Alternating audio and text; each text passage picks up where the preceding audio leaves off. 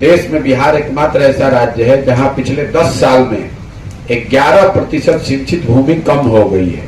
मतलब अगर 100 एकड़ पहले, आज से 10 साल पहले 100 एकड़ जमीन में सिंचाई की सुविधा थी, तो आज वो घट के 89 एकड़ ही रह गया है। बढ़ने की बात तो छोड़ दीजिए।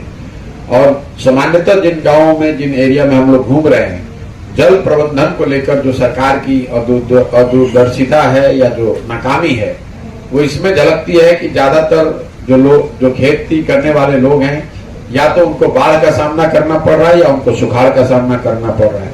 बहुत कम ऐसे किसान हैं, बहुत कम ऐसे खेत हैं जहां सिंचाई की सुविधा है और बाढ़ का खतरा नहीं है।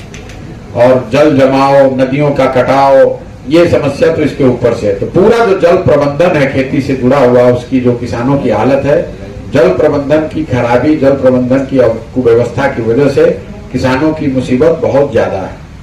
लेकिन इन दोनों के बावजूद किसान जो कुछ भी यहाँ पैदा करता है, उसकी सबसे बड़ी समस्या जल प्रबंधन, खाद बीज का उपलब्ध होना, ये नहीं होकर ये है कि उसको जो उपजाता है, जो फसल किसान उपजाता है, उसको उसकी कीमत नहीं मिलती। इस समय में हम लोग पैदल चल रहे हैं, ये वही समय है जब धान की और गन्ने की कटाई हुई है। पिछले 3-4 महीनों से, 4 महीनों से हम लोग देख रहे हैं। औसतन लोगों ने बताया कि उन्होंने धान 1200 रुपए से 1500 रुपए क्विंटल के दर से बेचा है, जबकि धान का सरकारी समर्थन मूल्य 2050 रुपए है। पैक्स की कुछ व्यवस्था यहाँ है, मंडियों की कोई व्यवस्था तो है नहीं। तो पैक्स के माध्यम से कोई सरकारी खरीद हो रही हो बड़े पैमाने पर, ऐसी बात है नहीं। आंकड़ों से अगर आप उसको समझिए तो इसका कितना बड़ा नुकसान है बिहार के किसानों का। पिछले 10 वर्षों में बिहार में सिर्फ 13% धान ही समर्थन मूल्य पर खरीदा गया है, और गेहूं के लिए ये प्रतिशत है 1%। हम लोग गांव देहात में, बिहार में बैठते हैं, चर्चा करते हैं कि पंजाब का किसान बहुत आगे है, बहुत धनी है।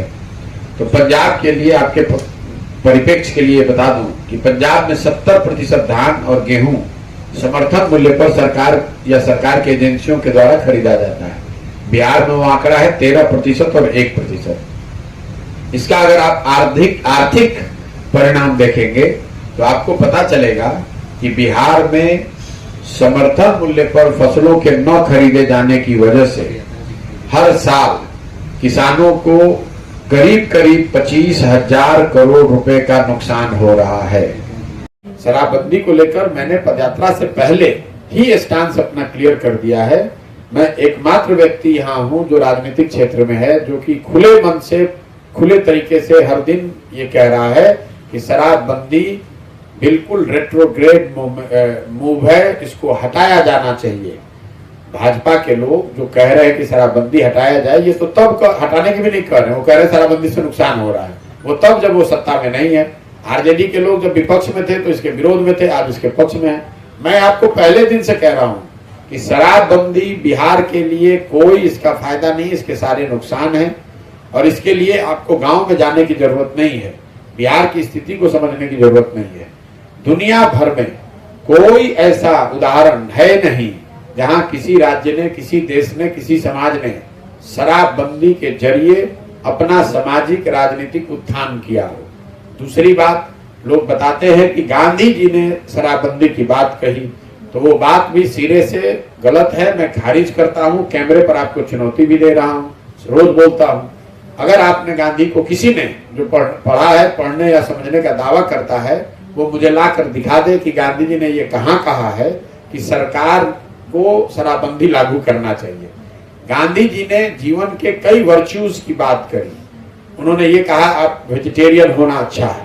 उन्होंने ये नहीं कहा कि सरकार कानून बना दे कि जो नॉन वेजिटेरियन है उसको जेल में पकड़ लिए, बंद कर दिया जाएगा।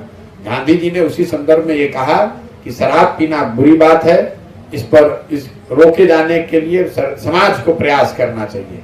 गांधी जी ने ये कहीं नहीं कहा कि कानून बनाकर आप शराबबंदी लागू कर दें और सरकार का अपना जो काम है उसको छोड़ के अब आप शराबबंदी को लागू करने में ही पूरी व्यवस्था को झोंक दें, ये गांधी जी ने नहीं कहा है। और तीसरी बात जो धरातल की है, शराबबंदी की वजह से बिहार सरकार का करीब 20,000 करोड़ रुपया, बिहार के लोगों का 20,000 करोड़ रुपया हर साल का नुकसान हो रहा है। बिहार में डीजल पेट्रोल 8 से 10 रुपए लीटर महंगा है।